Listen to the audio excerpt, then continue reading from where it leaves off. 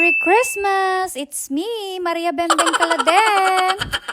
So ayan nga guys, gusto kong mag-decorate sa bahay dahil nga may Christmas tree sa bahay pero hindi ko pa nga nade-decorate. Tinatamad pa nga ako, parang hindi ko pa nga feel ang Christmas. Sa hirap ba naman ng buhay ngayon, parang ayaw kong gumastos. So ayan nga guys, sumama nga yung mga chikitings ko. At ayan nga, pumipili nga ako ng decoration. Gusto nga kasi red at saka gold. Sabi kasi nila swerte daw ang gold eh. Malay mo ba naman, magkakaroon ako ng maraming gold sa bahay. Yun pala, gold na fake. Wala naman talaga sa plano ko ang bumili ng mga decoration ng Christmas. Ang bibilin ko nga talaga dyan eh, table lang at saka sabon. So ayan guys, pumunta nga ako sa Samyang kasi naghahanap nga ako ng table. Smiling face pa nga si kuya oh. So nga yung table na hinahanap ko yung maliit lang kasi kapag kumakain kami para kaming mga hapon nakasalampak sa tiles. At dahil nga hindi pa nga napaparenovate yung bahay, kailangan nga namin ng table pansamantagal ba. So ayan nga guys, na-recognize nga tayo ni sir dahil nga nanonood daw siya ng vlog natin. Followers nga natin sila. Thank you mga kuya. Quality ang appliances ng Samyang. Hindi ko na nga na-videohan yung binili kong table kasi nagmamadali akong bumalik doon sa unit. At dahil nga di pa nga ako nakapili ng decoration, habang nag-aantay nga ako sa panganay ko galing sa school.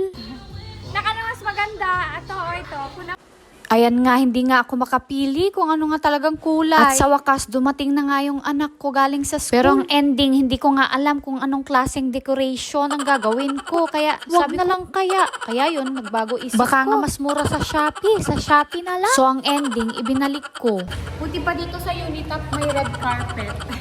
So ayan nga guys, at nandito na nga kami sa parking. Nagutom na nga yung mga bulate namin. Kaya ayan, kumain nga muna kami sa Chow. So ayan lang guys for today's video. God bless!